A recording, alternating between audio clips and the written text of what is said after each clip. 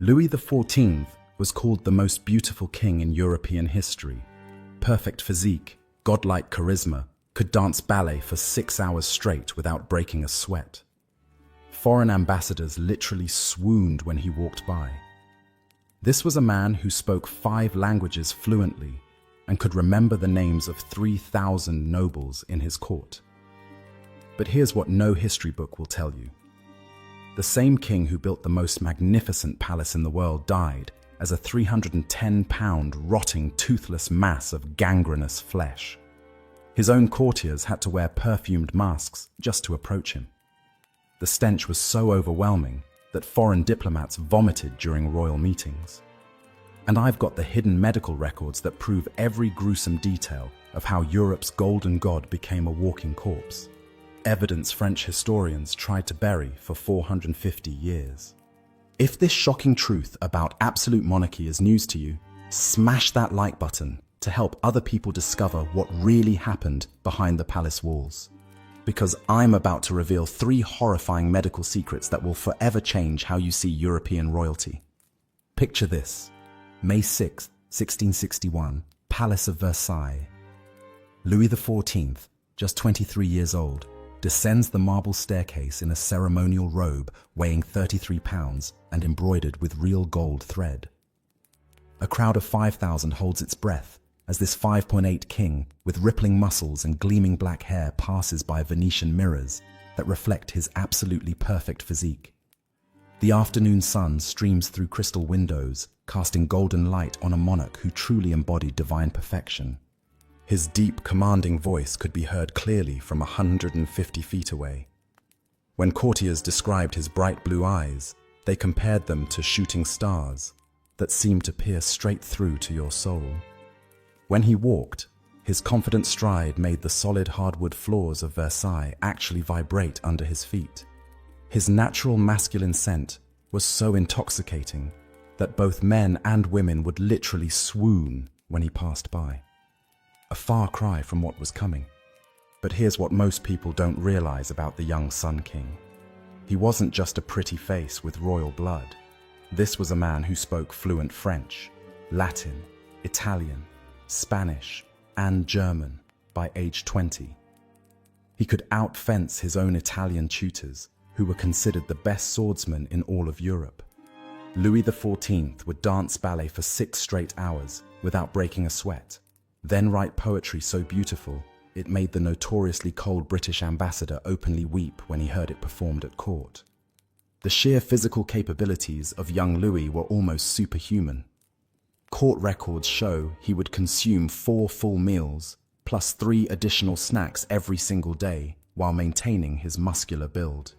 He'd hunt wild boar for 8 hours straight through the forests around Versailles, then dance until 3 a.m. without showing any signs of fatigue.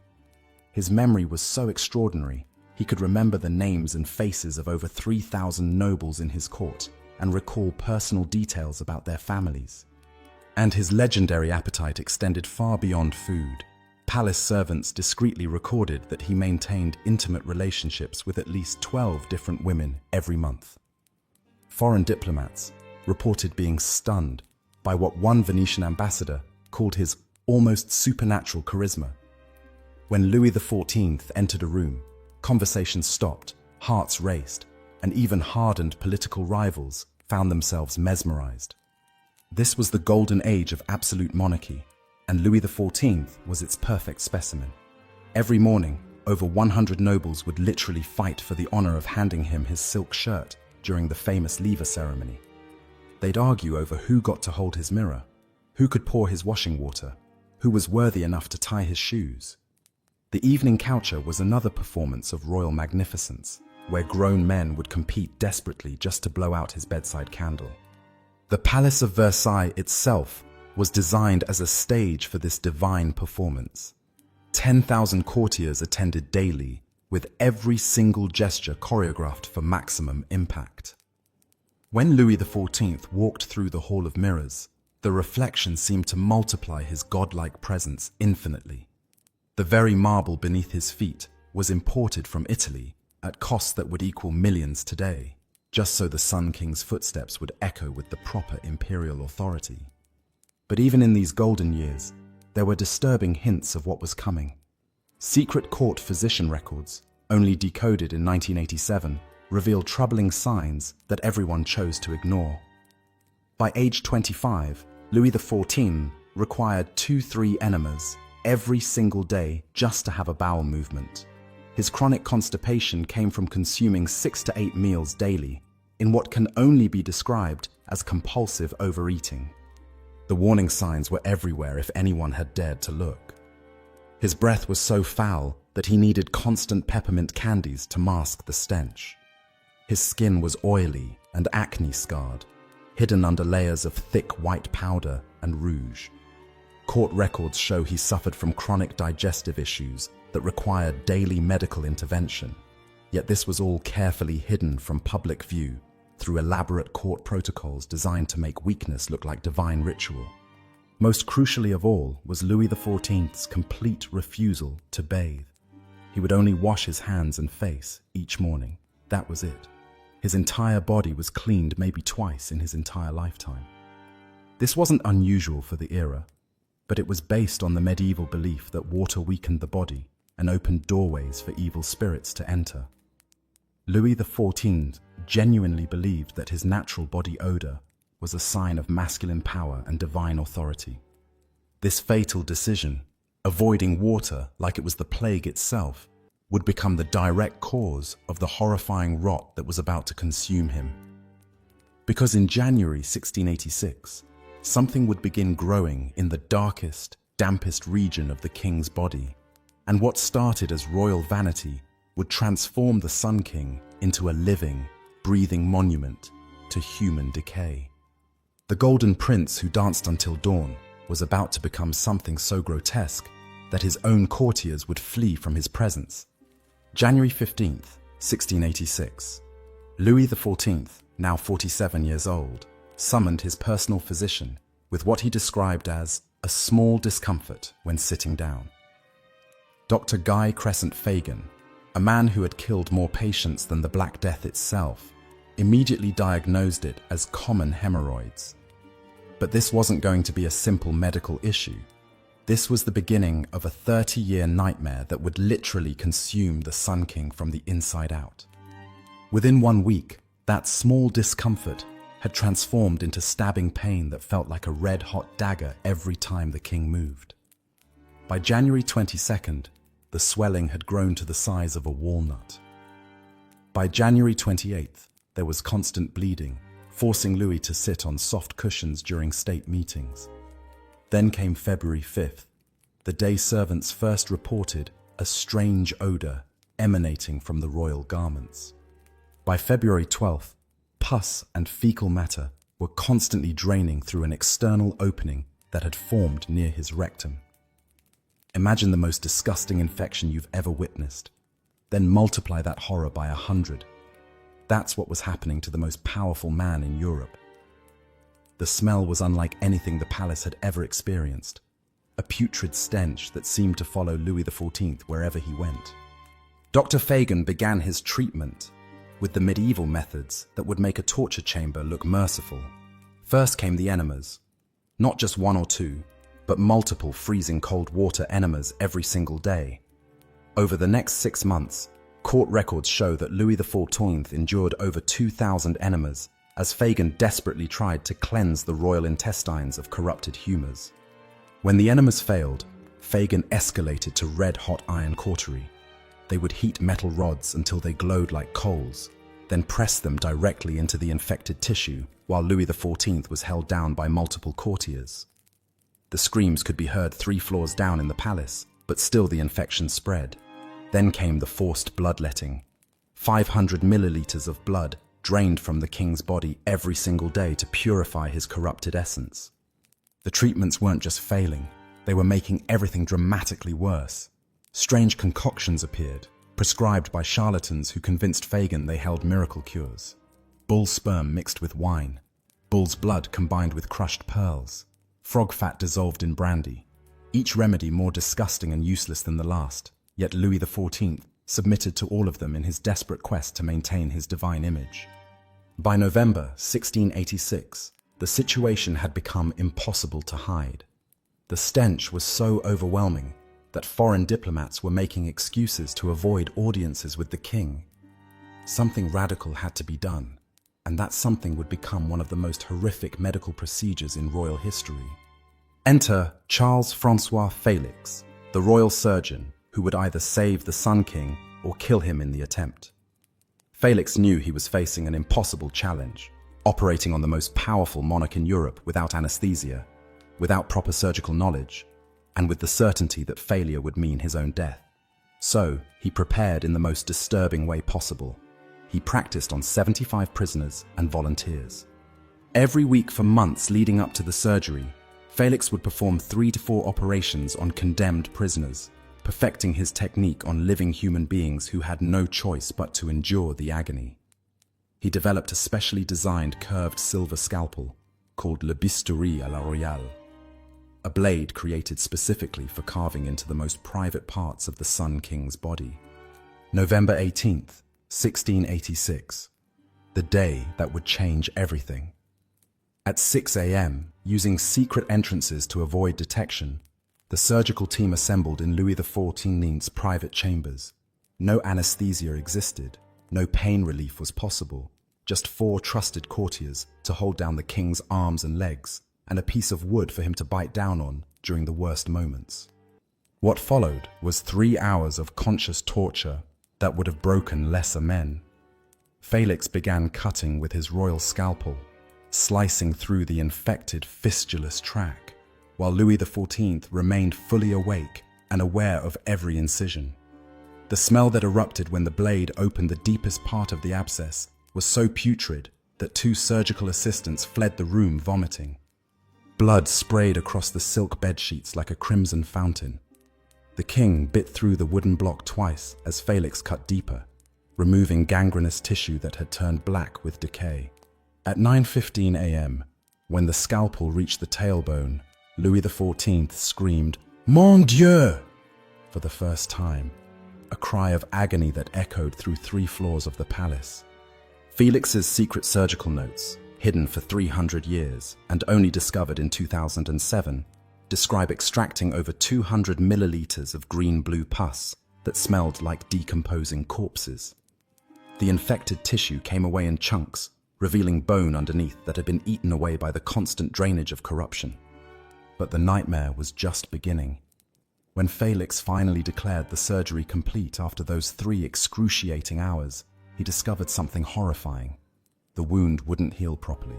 The infection had spread too deep. The tissue damage was too extensive. Louis XIV would require not 1 surgery, but 4 separate operations. December 6th brought the 2nd surgery. December 8th, the 3rd. December 10th witnessed the final, most brutal procedure. 6 hours of cutting while the Sun King lay conscious, his body held down by 6 men, as Félix performed what can only be described as butchery with surgical instruments. The total surgical time, 15 hours spread across 3 weeks. The amount of infected tissue removed, enough to fill a large wine bowl. The pain endured, beyond human comprehension.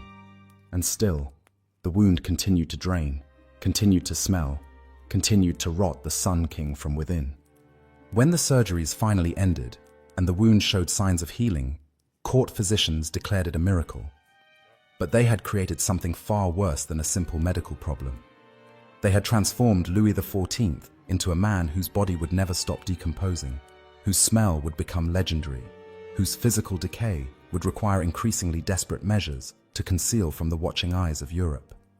By March 1687, the surgical wounds had finally healed, but they had created something far more horrifying than anyone could have imagined.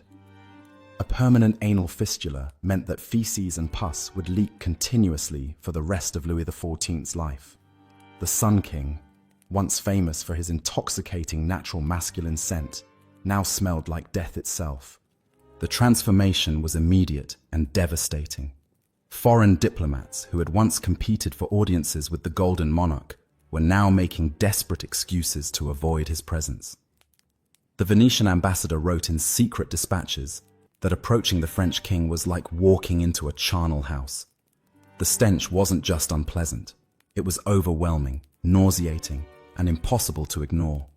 Louis XIV's response was to launch what can only be described as the most expensive perfume revolution in human history.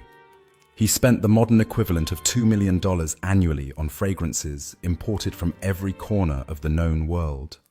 Bulgarian roses, Arabian ambergris, Indian sandalwood. Nothing was too costly in his desperate attempt to mask the smell of his rotting body. The palace itself became a massive perfuming machine. Fresh flowers were replaced every 2 hours throughout Versailles. Specialized containers called cassolets burned scented smoke continuously in every room the king might enter. Servants were assigned to spray furniture with perfume before Louis XIV sat down. Even the food was infused with aromatic oils to try to mask the smell of his breath. But perfume couldn't hide what was happening to his physical form. The trauma of multiple surgeries, combined with his inability to exercise normally, triggered a weight explosion that horrified even his most loyal supporters. From 165 pounds in 1670, Louis XIV ballooned to 265 pounds by 1700, then to an incredible 310 pounds by 1710. The king, who had once moved with athletic grace, now required 6 strong men to lift him onto his horse. His throne had to be rebuilt 3 times because he kept outgrowing it. Court portraitists were instructed to paint him from carefully chosen angles that hid his massive bulk, but foreign visitors weren't fooled. A Russian ambassador brutally noted that the French king smells worse than my horse and moves like a pregnant cow. Then came the dental catastrophe of 1693 that completed his transformation into something barely recognizable as human. Dr. Daquet, convinced that all illness stemmed from corruption in the mouth, decided to extract every single tooth from the king's head in one barbaric session. No anesthesia, no proper surgical tools, just crude metal instruments and the screams of a 55-year-old man being systematically mutilated. The results were grotesque beyond imagination. Daquet managed to tear away part of Louis XIV's upper palate and fracture his lower jaw in the process. This created a permanent hole between his mouth and nasal cavity, causing food and wine to spray out of his nostrils when he tried to eat. His speech became slurred and difficult to understand, forcing courtiers to lean close to his reeking breath just to comprehend royal commands. Saliva now drooled constantly from his toothless mouth. Combined with the anal fistula and his enormous weight, Louis XIV had transformed from Europe's most desirable monarch into a drooling, obese, reeking caricature of royalty. Yet the most remarkable aspect of this decline was how desperately the court worked to maintain the fiction of his divine perfection. Versailles developed over 200 new protocols specifically designed to hide the king's grotesque condition. A color-coded system using silk ribbons warned courtiers about Louis XIV's daily state. Red ribbons meant stay away, he was in pain. White ribbons meant approach was possible, but aromatic masks were required. Black ribbons meant the king was having a particularly bad day with his bowel problems. The famous Lever morning ceremony, once a 2-hour celebration of royal magnificence, was shortened to 30 minutes to limit exposure to the king's smell. The evening coucher was modified so Louis XIV could be secretly fitted with cloth padding to absorb the constant leakage from his fistula. Thick curtains were strategically placed to hide the process of changing his soiled undergarments. Environmental modifications were equally elaborate. Windows were opened in carefully calculated patterns to create air currents that would blow the king's odors away from visitors. 500 bowls of fresh flowers were replaced hourly throughout the palace. 50 specialized perfume machines operated around the clock, creating clouds of scented smoke to mask the underlying stench of decay. Courtiers were required to carry pomanders, decorative balls filled with aromatic substances, whenever they might encounter the king. Some visitors took to breathing through cloth soaked in perfume. The most delicate ladies of the court would excuse themselves and vomit after mandatory appearances before Louis XIV, though they blamed it on sudden feminine ailments rather than admit the truth about their revolting monarch. Foreign diplomatic relations began to suffer as ambassadors found it increasingly difficult to endure prolonged audiences with the French king. The English ambassador requested permission to conduct meetings outdoors for his health, while the Spanish representative began sending lower-ranking diplomats instead of attending personally. Some nations started questioning whether the Sun King was truly fit to rule if he couldn't even maintain basic bodily functions. Yet through all of this physical degradation and elaborate deception, Louis XIV maintained his iron grip on absolute power. The more his body failed him, the more desperately he insisted on the fiction of divine monarchy. Every protocol, every ceremony, every aspect of court life became part of an increasingly complex performance designed to hide the fact that their god-king was literally rotting away before their eyes. But you haven't seen anything yet compared to what happens in his final month. The horrors that consumed Louis XIV in 1715 would make everything you've heard so far seem like a minor inconvenience. What awaited the Sun King in his last days would shock even the physicians who thought they had seen the worst of human decay. August 11th, 1715, 4:30 in the morning.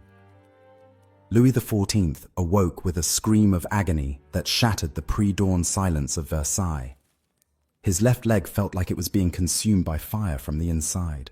Dr. Fagan, now 72 years old and nearly blind, was summoned immediately.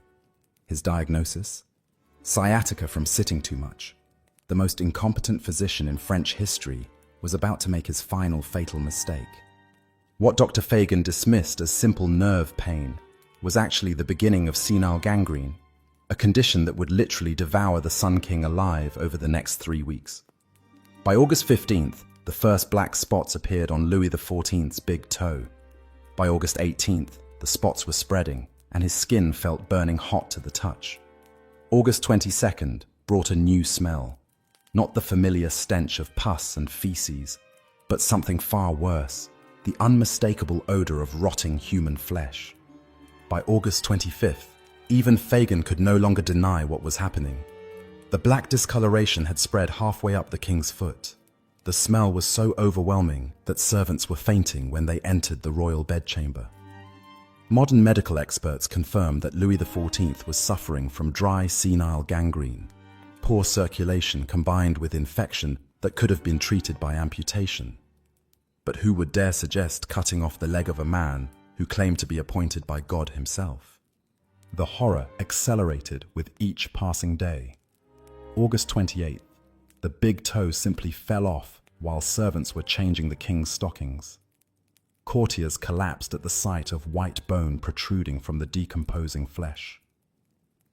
August 30th, the gangrene had spread to his shin, and the putrid smell now filled 3 entire floors of the palace. Yet, incredibly, impossibly, Louis XIV continued to rule. This is what makes the Sun King's final decline so extraordinary. He kept governing even as his body literally rotted away. He signed royal decrees with a trembling hand while his flesh was decomposing. He received foreign ambassadors while the smell of death emanated from his person. He made military decisions in a voice that was growing hoarse as the gangrene crept up toward his throat. The Venetian ambassador wrote in horror, "The French king is dying by degrees before our very eyes." The Austrian representative described it as the most gruesome spectacle I have ever witnessed. Yet still the audiences continued. Still the business of absolute monarchy carried on, even as the monarch himself was becoming a living corpse. Courtiers now wore perfumed masks when entering the king's presence. The bed linens had to be changed every 2 hours as fluids leaked from the gangrenous tissue. 20 servants worked in shifts to care for Louis XIV, but many requested transfers because they couldn't endure the smell. The stench was so powerful, it could be detected from the palace gardens. Visitors could literally smell the Sun King's decay from hundreds of yards away. International reactions ranged from horror to fascination. Foreign courts sent physicians to observe this unprecedented royal decline. Medical professionals traveled from across Europe, not to help, but simply to witness what they knew would be the most documented royal death in history. Letters and diplomatic reports flew across the continent, describing in gruesome detail how absolute monarchy was literally decomposing before the world's eyes. As August turned to September, the gangrene reached Louis XIV's calf, then his knee. Chunks of blackened flesh would fall away during the daily attempt to clean and bandage the affected areas. The king's leg looked like something from a battlefield, a mass of rotting tissue, exposed bone, and constantly weeping infection that defied every medical treatment of the era. September 1st, 1715. The final day. By 7 a.m., Louis XIV could barely speak as the gangrene had spread to his throat muscles. He called his great-grandson to his bedside and whispered in a voice like sandpaper, "Do not imitate me. I have loved war too much." These were among his last coherent words before the rot claimed his ability to communicate clearly. Saint-Simon, who was present in the final hours, recorded the king's death throes with clinical precision. At 11 p.m. on August 31st, Louis XIV had experienced what we now know were the final stages of systemic gangrene. His body was shutting down as toxic tissue death spread throughout his left side. His final words, barely audible through his decomposing throat, "Oh my God, come to my aid, hasten to help me." At 8:15 a.m. on September 1st, 1715, the Sun King's heart finally stopped beating. But even in death, the horror continued. The royal body began decomposing with shocking speed. The infection that had ravaged him for weeks didn't stop just because his heart had ceased. Within hours, his already bloated corpse swelled even larger as bacterial gases built up inside. Dr. Maréchal performed the royal autopsy just 6 hours after death, working frantically before the body became too decomposed to examine. His report, hidden for 200 years and only discovered in 1891, revealed the full extent of the medical nightmare. The entire left side of the body from foot to head was gangrenous, the skin peeling everywhere, all the throat muscles black with decay, the intestines twice normal length containing an extraordinarily large tapeworm. The embalmers faced an impossible task. Louis XIV's corpse was decomposing too rapidly for normal preservation techniques. They worked wearing thick cloth masks, soaked in perfume, but still several assistants fled the room, overcome by nausea. The body was so corrupted that they had to rush through procedures that normally took days. Even the funeral became a macabre spectacle. The coffin had to be sealed immediately and reinforced with extra lead because the body continued to swell with decomposition gases. During the lying in state, strange popping and gurgling sounds could be heard coming from inside the sealed casket as the Sun King's corpse literally fell apart. The final cover-up was as elaborate as any during his life. Official government announcements declared that the king died peacefully after a brief illness. The reality, 3 weeks of agonizing decay with his body rotting while he remained conscious, was deemed too horrible for public consumption. Within 48 hours of Louis XIV's death, a systematic destruction of evidence began. Dr. Fagan's detailed medical records burned. Dr. Felix's surgical diary vanished for 300 years. The autopsy report, buried in secret archives until 1891. Import records for the massive quantities of perfume used to mask royal decay, completely erased from official documents. The man who had styled himself as the Sun King, who claimed divine appointment and absolute authority, who built Versailles as a monument to royal magnificence, had died as a rotting, stinking, decomposing mass of infected flesh. The ultimate irony was complete. The monarch, who believed himself godlike, had died in a manner more degrading than the lowliest peasant, his body consuming itself while his mind remained trapped inside the horror until the very end. So there you have it. Louis XIV, the man once called the handsomest ruler in Christendom, died in putrid agony as his body literally consumed itself from within. The Sun King, who built Versailles as a monument to divine monarchy, ended his reign as a rotting, stinking mass of gangrenous flesh that horrified even his own physicians. Modern medical experts confirm what 17th century doctors refused to acknowledge. All of this could have been prevented. The anal fistula, basic hygiene and proper bathing. the gangrene?